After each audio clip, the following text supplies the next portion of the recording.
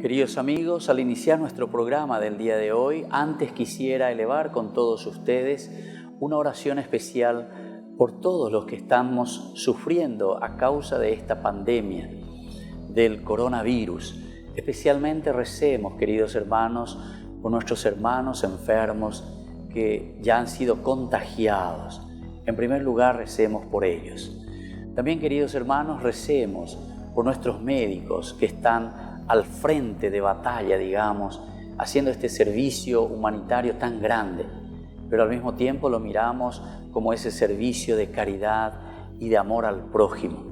Vamos a rezar por cada uno de ellos para que ellos sean protegidos también por el Señor bajo el manto de nuestra Madre, la Virgencita de Caacupé, la auxiliadora de los cristianos.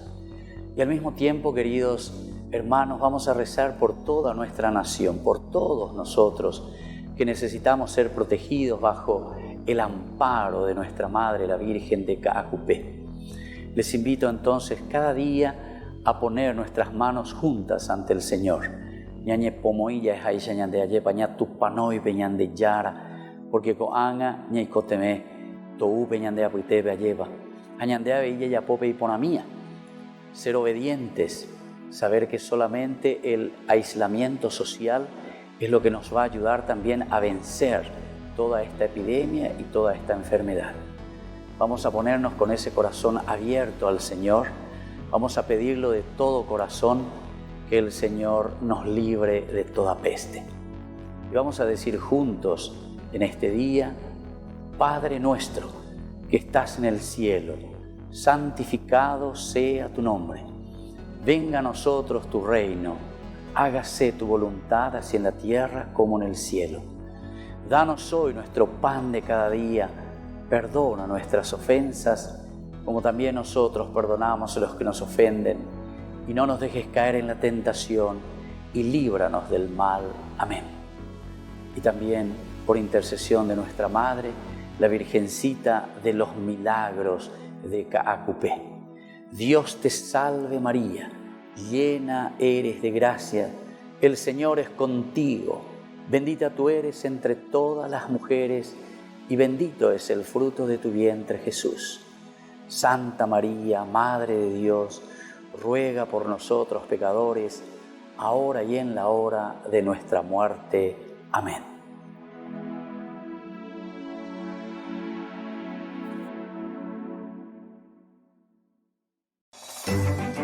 Porque la palabra de Dios es pan de vida. Presentamos Ñande Yara Ñe, estudio bíblico con el Padre Víctor Luis Cabañas, sacerdote de la Arquidiócesis de la Santísima Asunción. Ordenado sacerdote en el año 1994. Doctor en Sagradas Escrituras de la Universidad Salesiana de Roma, Italia. Profesor de Teología en la Universidad Católica Nuestra Señora de la Asunción. El programa de hoy es presentado por Supermercado San Cayetano, su lugar de compras en Luque.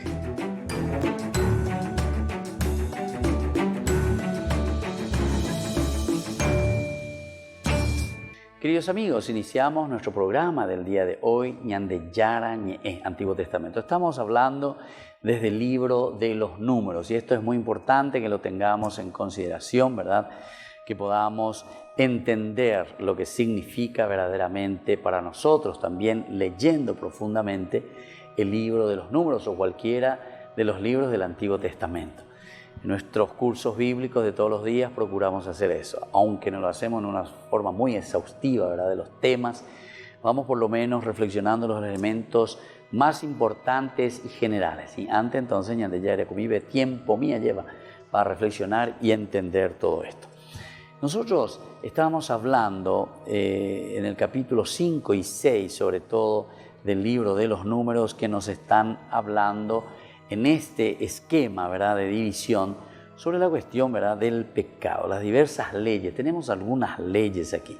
Primero había una que era la expulsión de los impuros, que se refería directamente a todas aquellas que eran leprosas. Era entonces una preocupación de salubridad aquí en realidad, ¿verdad? Pero que se agrega aquí. Después estamos también de la restitución, ¿verdad? Contra ofensas contra Dios. Exige verdaderamente Dios reparar una falta contra Él. Es decir, que se volvía así hasta obligatoria, ¿verdad? Incluso todo lo que nosotros hacemos en contra de los hermanos es también una forma de que tenemos que restituir. Es interesante, mirá que estamos en el Antiguo Testamento, libro de los Números. Nosotros en la confesión, cuando hacemos de los 5 pasos que tenemos en la confesión, el cuarto dice propósito de enmienda. Propósito de enmienda. ¿Cómo yo voy a enmendar? ¿Cómo yo voy a devolver eso que yo he hecho mal? He robado, he hecho un aborto. ¿Cómo yo puedo enmendar? Me he peleado con alguien, etcétera, etcétera. ¿Cómo yo puedo enmendar? Hay que enmendar, dice. Eso nosotros lo tenemos también en la confesión. Voy a recordar un poco así rápidamente para que seamos un poco de nuestra parte del Nuevo Testamento, ¿verdad? Lo que Jesús nos enseña a través del sacramento, de la confesión, ¿verdad? Primero es examen de conciencia. Segundo es arrepentimiento, dolor de los pecados. Tercero, acercarse al sacerdote, ¿verdad? Que representa la comunidad y confesarse. Entonces es el momento en el cual pedimos perdón a la comunidad, a Dios, a mi hermano, a la comunidad y a mí mismo. El cuarto, una vez que he confesado, ahí entonces como testigo justamente de esa comunidad que está el sacerdote, el propósito de enmienda. ¿Qué voy a hacer yo, verdad, para volver a recuperar de alguna manera lo que yo hice mal? Y el quinto entonces es cumplir con ese propósito que tú te estás llevando. Por eso yo suelo decir a la gente cuando me dice, Padre, ¿cuánto Ave María o Padre Nuestro voy a rezar? No, nada de Padre Nuestro Ave María. Lo que vos vas a hacer es enmendar. ¿Cómo vas a enmendar? Si robaste 100 millones de guaraníes a alguien, con 2 Padres Nuestros, yo ya está lindo, ese es mi propósito de enmienda. No, Señor, hay que enmendar. Entonces busca la forma, ¿cómo voy a enmendar? Pero eso ya no puedo, bueno, hace algo a favor de tu comunidad. O sea, ese mal que nosotros hicimos tiene que ser enmendado. Me peleé y no le saludo más a mi mamá, a mi papá, a mi hermano, no sé qué cosa. Propósito de enmienda, ¿qué es? Y bueno, ¿cómo voy a hacer para procurar dar ese paso de que volvamos a esa unidad? ¿Se dan cuenta? Es el propósito de enmienda. No es una confesión tarifaria. ¿Cuánto te debo? ¿Cuánto te tengo que pagar por este pecado? ¿O cuánto Padre Nuestro tengo que rezar? ¿O cuánto Ave María? Ese Padre Nuestro y Ave María que te vas a ir a rezar, y tal vez un rosario tenés que rezar, es en todo caso para preparar tu corazón en una de conciencia lleva a calcular bebés añan de yarar en donde veres añe boe. Y por eso digo 3 o 4 Padres Nuestros me parece poco luego todavía. Arrodillarte ante el Señor, pensar y decir, bueno, vos tenés que buscar tu propósito de enmienda, no es que el sacerdote te tiene que dar, vos mismo tenés que encontrar y decir, si yo hice esto, ¿cómo voy a hacer para devolver? Fíjense en Zaqueo. Zaqueo dice que cuando se encuentra con Jesús, ahí se pone de pie en ese momento. Si he robado, dice, devolveré todo. Y si a alguien le he perjudicado, además le devolveré 4 veces más, dice. Es decir, le devolveré todo lo que hice de mal. Ese es enmendar. Vos te das cuenta, y vos viniste y te confesaste y dijiste eso, ¿verdad? Yo fui infiel en mi familia, con mi esposa, con mi esposo, fui infiel. Bueno, 3 Ave María, 4 Padre Nuestro. Pienso que mucho más que eso, ¿verdad? Es decir, pensar y decir, desde ahora no lo voy a hacer más, no lo hago más. Enmendar quiere decir eso.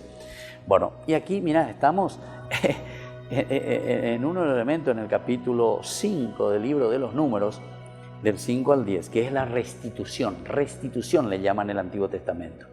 Restituir, ver, procurar. ¿Cómo voy a restituir eso que yo hice mal?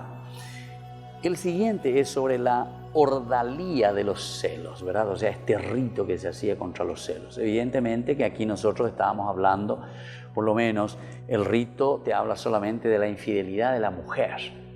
Pero enseguida, vuelvo a leer un poquitito porque esto me parece que es importante, porque nosotros enseguida ya podemos tirar toda esta responsabilidad sobre las mujeres. Y me parece que no es tanto así, ¿verdad? Muchas veces somos más los varones, ¿eh? Por eso dice, vuelvo a leer esto que es importante para que entendamos lo que es un género literario y cómo leer la Biblia también, ¿verdad? No hay que ver aquí un ritual mágico de aguas amargas ni un relato bíblico en contra de la mujer. Actualmente estamos en un contexto histórico, cultural diferente y no podemos juzgar el texto bíblico desde nuestros criterios contemporáneos. A diferencia de otros ritos o juicios divinos comentados anteriormente en el relato bíblico, la mujer no tenía que sobrevivir al fuego, al agua, simplemente se dejaba a Dios el juicio definitivo de la acusada. Es Dios el que juzga, ¿verdad? En el contexto de estas leyes que abordan la temática sobre la pureza, este relato, este rito busca cuidar la pureza de la comunidad. Entonces, es como decir, es un género literario, es un género bíblico. Entonces tenemos que entender bien que tiene una finalidad pedagógica y su finalidad pedagógica es busca cuidar la pureza de la comunidad. Por eso es así exigente. Pues aunque el pecado no sea conocido públicamente, porque te dice el pecado no conocido, dice, no deja de ser pecado y de contaminar a la comunidad. Otros elementos también importantes, el ritual ¿verdad? Este rito que se hace de los celos, deja ver entonces la gravedad de la infidelidad en la familia, en el matrimonio, en este contrato entre nosotros. Por lo tanto, es una metáfora que es utilizada para mostrar la severidad también de la idolatría. La severidad de la idolatría, porque al final de cuentas, esto es una idolatría también. ¿Se acuerdan? Primer domingo del tiempo de Cuaresma, las 3 tentaciones. Placer, ahí está. Placer, poder y plata. Volvemos enseguida con más en de Yarañé.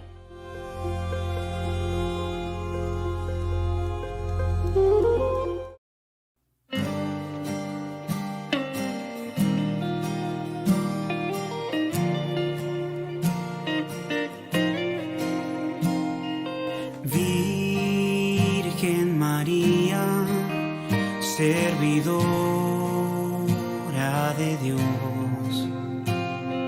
santa, humilde, bellísima flor, en tu regazo queremos estar y en tu presencia a Dios alabar. De tu mano, María, queremos andar. Sabemos que afirmas nuestro caminar. Tierna Madre María, Señora y Reina, danos tu paz. De tu mano, María, queremos andar, seguir tus caminos y a Cristo llegar. Tierna Madre María, Señora y Reina, dulce mamá.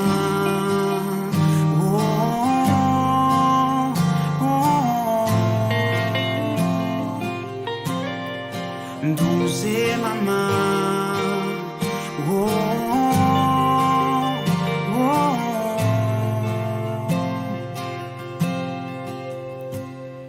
Virgen María, tan llena de amor, eres ternura y caricia de Dios. En tu regazo queremos estar y en tu presencia a Dios alabar.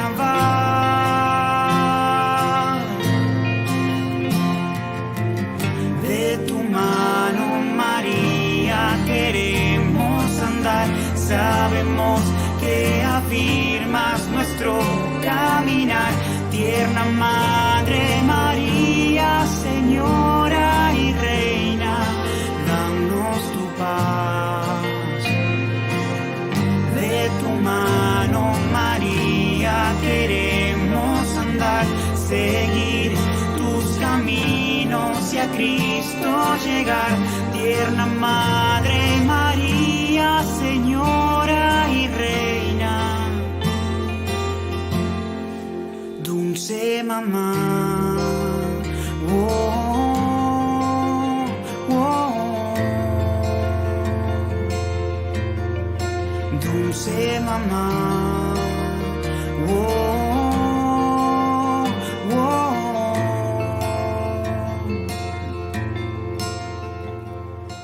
A ti llegamos sin fuerzas para continuar. Toda nuestra vida queremos a ti consagrar. A ti llegamos sin fuerzas para continuar. Toda nuestra vida queremos a ti consagrar.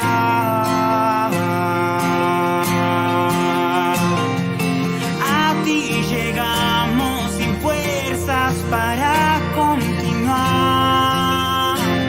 Oh, toda nuestra vida queremos a ti consagrar.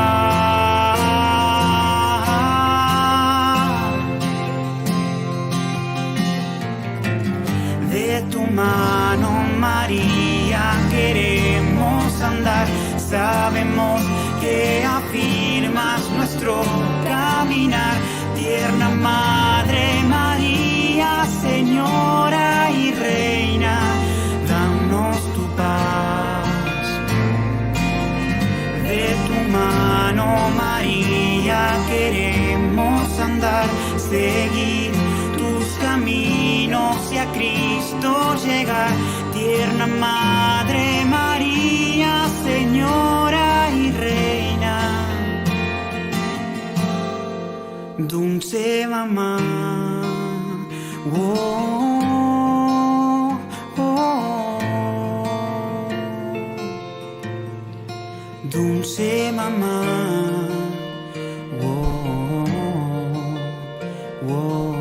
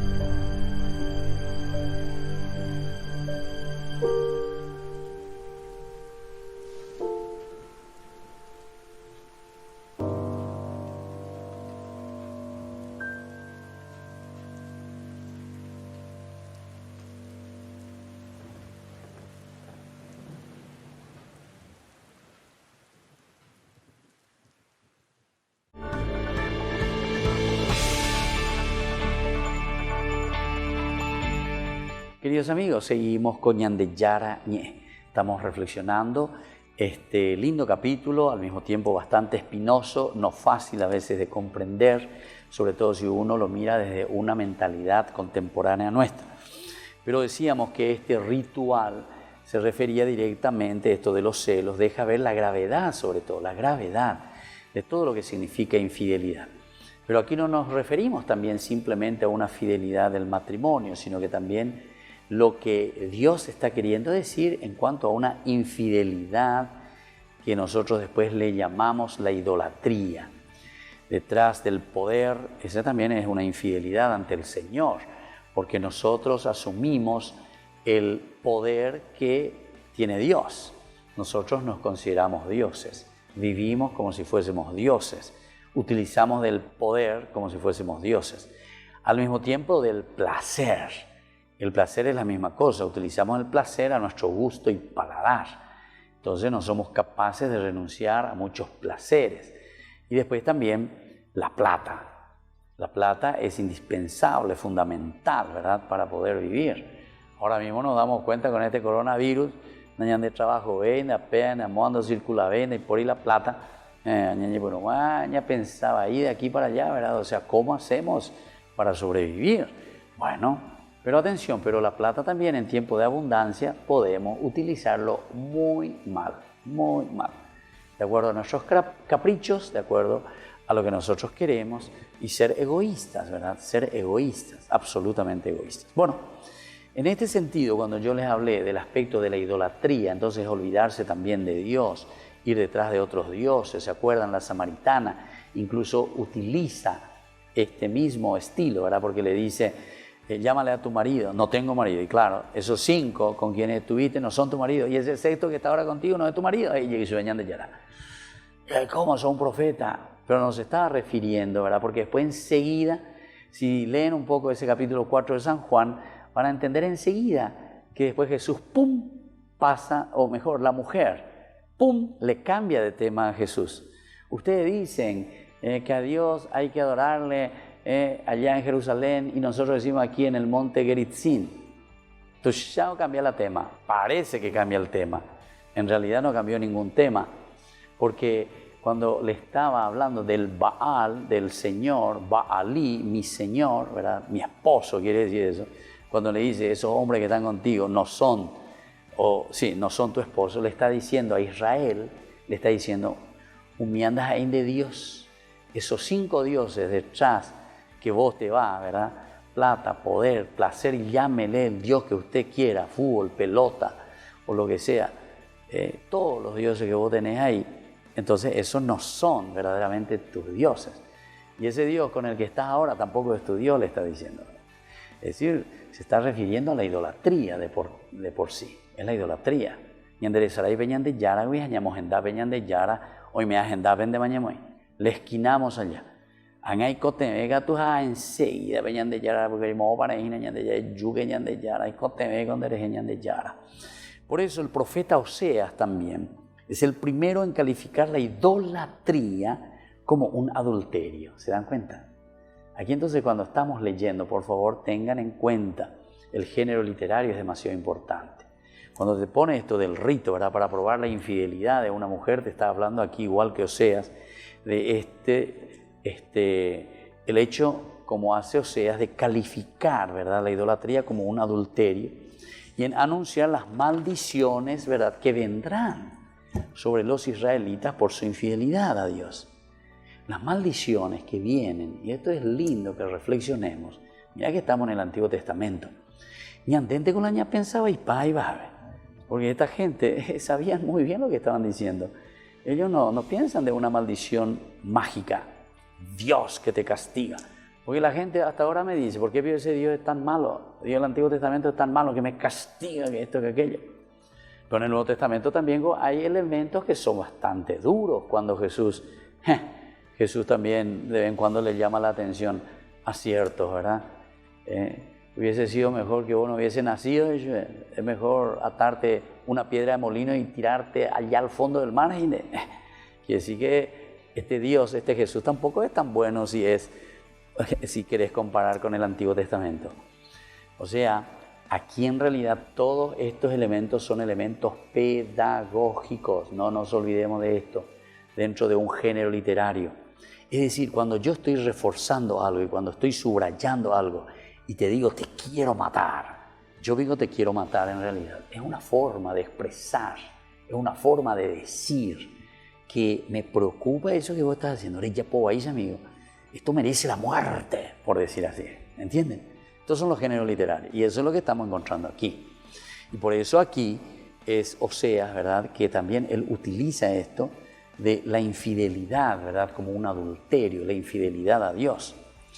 Entonces, vamos a mirar un poco para que ustedes lo entiendan mejor o lo entendamos juntos, ¿verdad?, lo entendamos mejor. Nosotros tenemos cuando leemos al profeta Oseas, estamos en el capítulo 3 de Oseas, ahí vamos a encontrar enseguida capítulo 3 del 5 vamos a ver, aquí estamos, del 5 al 10 por lo menos, ¿verdad? Tenemos a todos Oseas 3, 5 al 15. Dice lo siguiente nuestro amigo Oseas. Dice 3, 5, aquí está. Lo siguiente. Yo, dice, la compré por 15 siclos de plata y por una carga y media de cebada. Entonces me dije, durante mucho tiempo estarás conmigo, no te prostituirás ni te entregarás a otro hombre. Yo haré lo mismo contigo, porque durante mucho tiempo los israelitas estarán sin rey y sin jefe, sin sacrificio y sin piedra conmemorativa, sin efod y sin ídolos. Después los israelitas volverán y buscarán al Señor, su Dios, y a David su rey, y acudirán con temor al Señor y sus bienes en los futuros días. Bueno, ¿se dan cuenta? Entonces eso es lo que le está diciendo aquí, ¿verdad? Es decir, esa primera parte, yo la compré por 15 ciclos de plata y por una carga y media de cebada, no te prostituirás más. Bueno, volveremos enseguida con más en de Yarañé.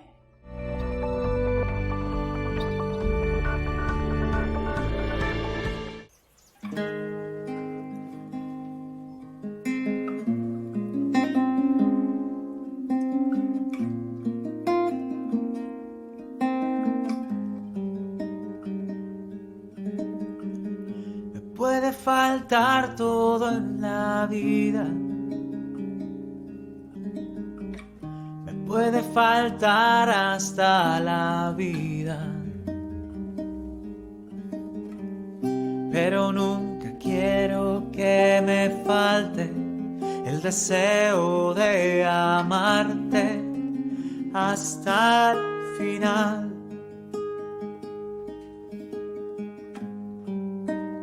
Hasta la locura te amo, Señor.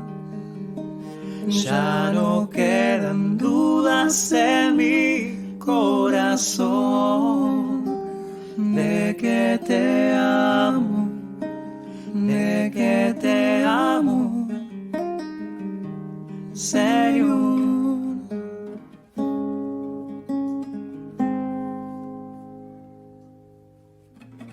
Quiero amarte hasta el extremo, sin reservas darme por entero, como los que se han enamorado. Yo te canto, mi amado, hasta el final. Hasta la locura te amo, Señor. Ya no quedan dudas en mi corazón de que te amo, de que te amo, Señor.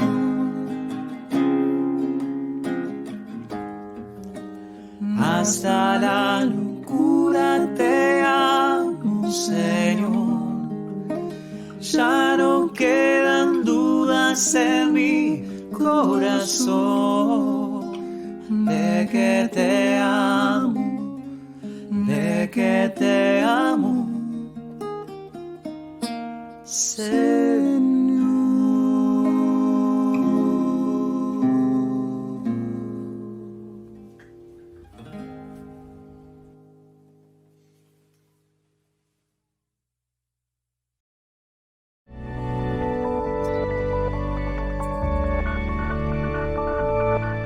Queridos amigos, seguimos con Ñande Yarañez. Estamos reflexionando, ¿verdad?, sobre este tema tan interesante de lo que nosotros le llamamos, ¿verdad?, la parte del rito, ¿verdad?, que se hacía para la cuestión de la infidelidad. Nosotros decíamos que en otros pasajes de la Biblia también lo encontramos. Recién leímos Oseas, cómo Dios les vuelve a rescatar y utiliza él el adulterio como Israel, que es adúltero, ¿verdad? Tenés otros dioses, te vas detrás de otros dioses. Me has olvidado, me has arrinconado. La temática es abordada también por otros profetas. Otros profetas también hablan de esta temática. Sobre todo tenemos con esta misma imagen, vamos a mirar un poco, ya que estamos con los profetas, el profeta Isaías, por ejemplo, ¿verdad? Isaías capítulo 1, 21, ya al comenzar nomás, ¿verdad?, el capítulo 21, 21 dice: ¿cómo se ha prostituido la ciudad de Fiel? Estaba llena de equidad, la justicia moraba en ella, y ahora no hay más que asesinos. ¿Cómo se ha prostituido la ciudad fiel? Se refiere ciertamente a Israel, su infidelidad.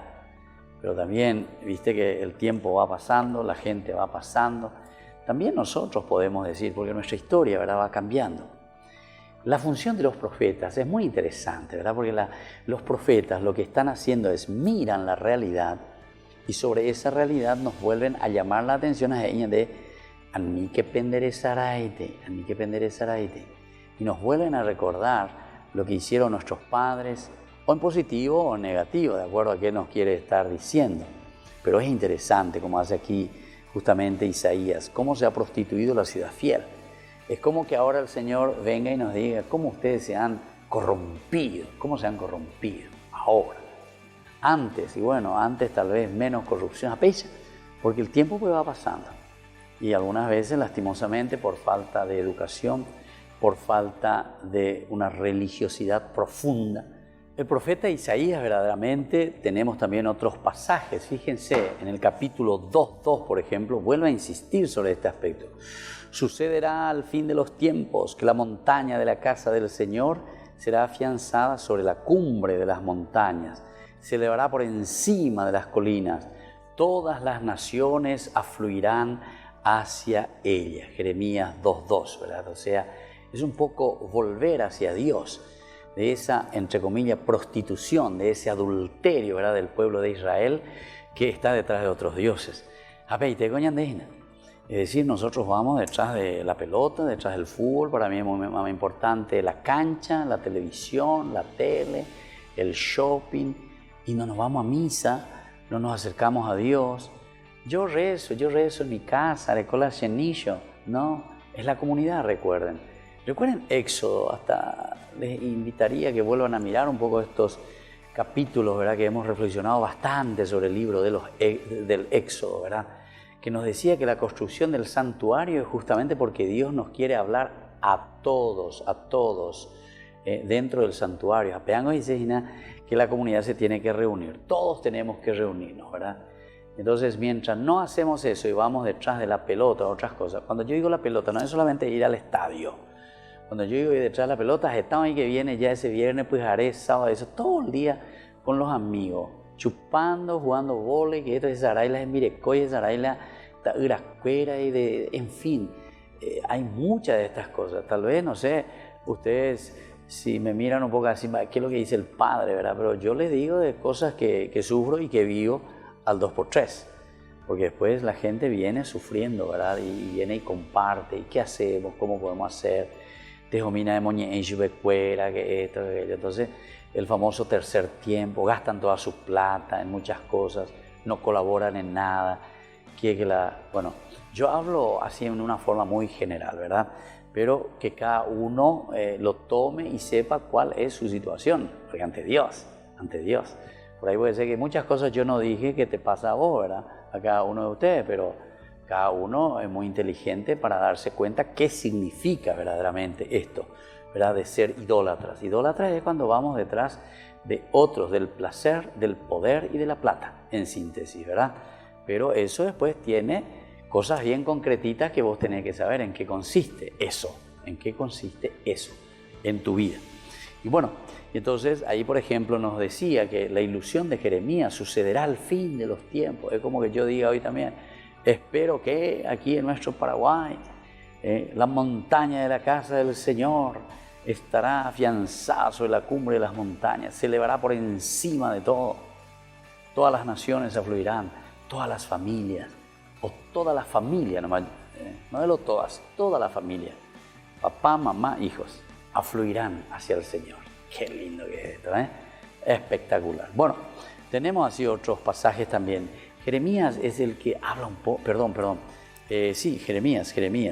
Estamos Jeremías capítulo más adelante, ¿verdad? Yo estaba leyendo Isaías, Jeremías que nos habla también de la prostitución, el 2:2.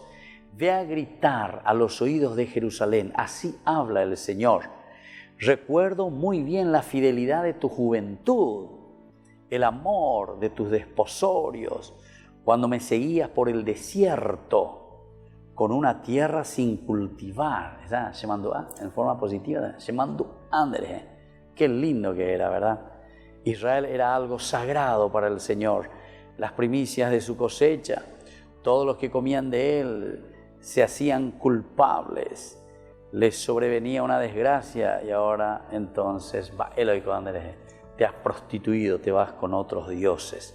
Vamos a mirar también Jeremías 3:1, a ver qué nos dice, porque Jeremías también, a Jeremías pues se le conoce luego como el profeta Shión, allá va. Y Shión, Jeremías, pero justamente por eso, porque él ve la realidad, son idólatras, se van de otras cosas, se olvidaron de mí. Esta es la palabra del Señor, dice, y entonces así también nos vuelve a mostrar. Si un hombre repudia a su mujer y ella al irse de su lado llega a ser la mujer de otro, ¿puede aquel volver de nuevo a ella? ¿No está acaso esa mujer irremediablemente mancillada? Y tú, que te has prostituido con tantos amantes, ¿podrás volver a mí? Oráculo del Señor, alza tus ojos a los montes desolados y mira, ¿dónde no has sido violada? Te sentabas a la espera junto a los caminos, como el árabe en el desierto.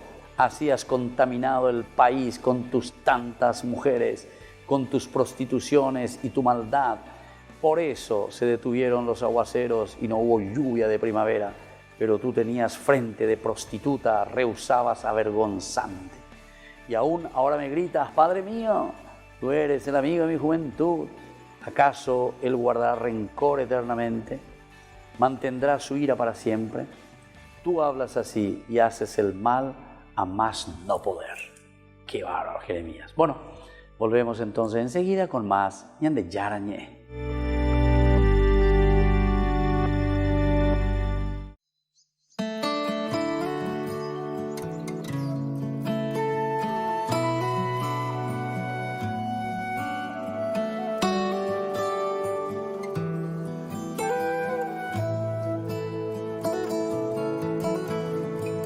A visitar al Señor, la Magdalena el domingo al sepulcro marchó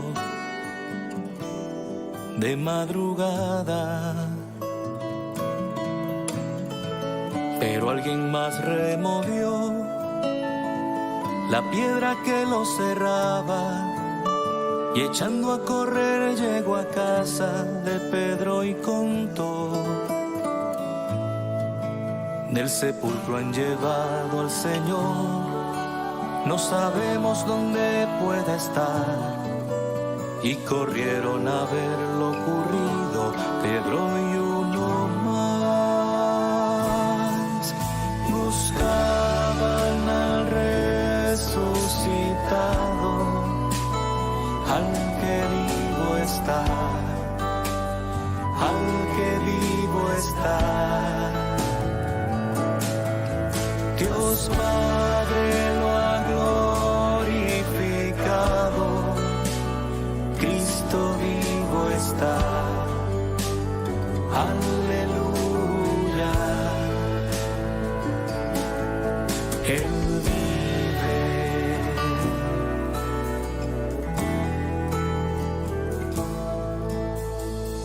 Quien con más prisa corrió, llegó y sin entrar al sepulcro los lienzos miró.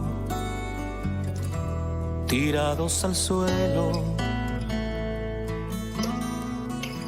Mas cuando Pedro llegó, entró y vio los lienzos del suelo, y aparte doblado el sudario que cubrió al Señor.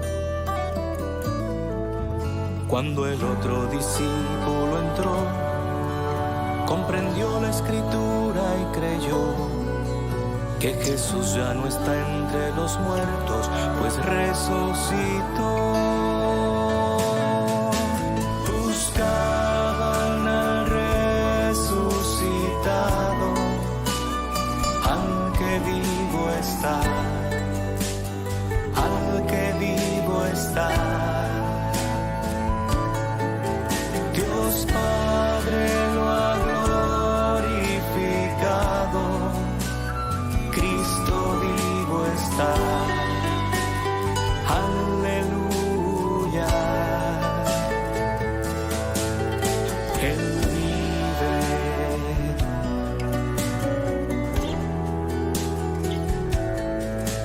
Él vive.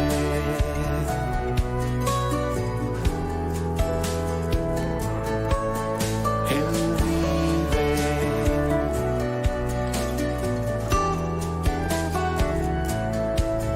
Él vive.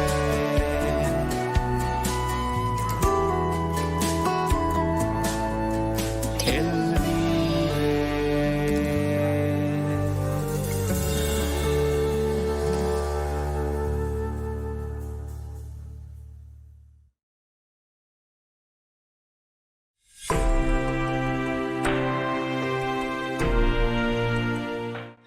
Queridos amigos, seguimos con Ñande Yarañé. Estamos hablando de este ritual, ¿verdad?, que nos habla el libro de los números. Pero se dan cuenta que esta es una síntesis general también, porque recuerden que cuando se ordena la Biblia, hay toda una escuela, ¿verdad? La escuela deuteronomista, sobre todo, y la escuela sacerdotal, son los que después tienen mayor influencia sobre el redondeo, ya es un guapu, ay, güey, la Biblia, un guapu, todos los libros van ordenando. Por eso yo digo siempre, la Biblia se va ordenando.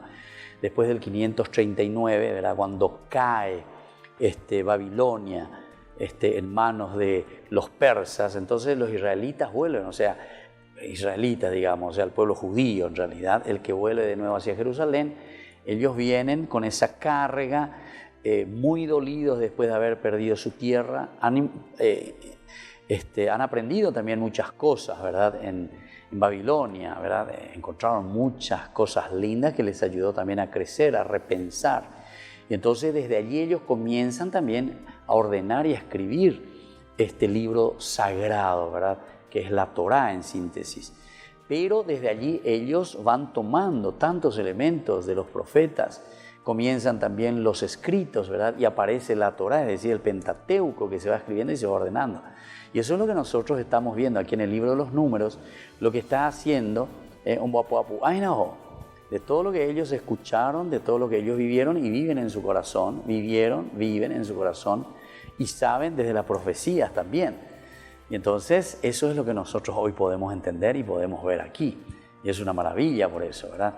Entonces posiblemente el profeta Jeremías haga alusión a la práctica, ¿verdad?, de estos ritos, de los celos, sobre todo, en boca de Yahvé. Se dice que dará de comer ajenjo y agua emponzoñada a su pueblo, porque la impiedad se ha propagado por toda la tierra a causa de los profetas de Jerusalén. Otros profetas de Jerusalén, porque viste que existían pues algunos profetas que en vez de decir la verdad, le engañaban al rey, ¿verdad? Le engañaban al rey, pero porque, y era por su sueldito, ¿entendiste? O sea, ellos no querían que venga un profeta que le diga la verdad. Entonces eran de estos falsos profetas que decimos nosotros, que escuchamos tantas veces en Abebena, tiempo de Jeremías. Vamos a ver un poco algunos de los ejemplos en el versículo 15 del capítulo 23. Por eso así habla el Señor de los ejércitos contra los profetas, falsos profetas. Detállale coña de la falsos profetas conga. Detállale con la falsos profetas. Yo, dice, les haré comer ajenjo de Yara y les daré de beber agua envenenada, porque de los profetas de Jerusalén ha salido la impiedad a todo el país. Imagínense, esto es lo que te dice Jeremías. Y esto pues es lo que algunas veces la gente me dice, pero ¿cómo lo que Dios es tan malo? ¿Cómo lo que Dios te dice esto del Antiguo Testamento? No, estos son los géneros literarios y te está diciendo, ¿verdad? Porque antes está todo el problema, ¿verdad?, de la idolatría. Díselo contra los falsos profetas. Miren un poco después y léanme todo el capítulo 23 de Jeremías, del versículo 9 en adelante. Eso es lo que nos está queriendo decir. A los profetas se me parte el corazón en el pecho, se aflojan todos mis huesos. Yo como un hombre borracho, como un hombre vencido por el vino a causa del Señor y a causa de sus santas palabras. Porque tanta maldad que estoy viendo de estos profetas, tanta porquería están haciendo estos profetas, tantas cosas están diciendo, falsos profetas.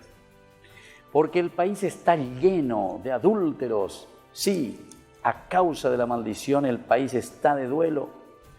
Se han secado las praderas del desierto. Ellos por ahí corren solamente la maldad y emplean su fuerza para la injusticia.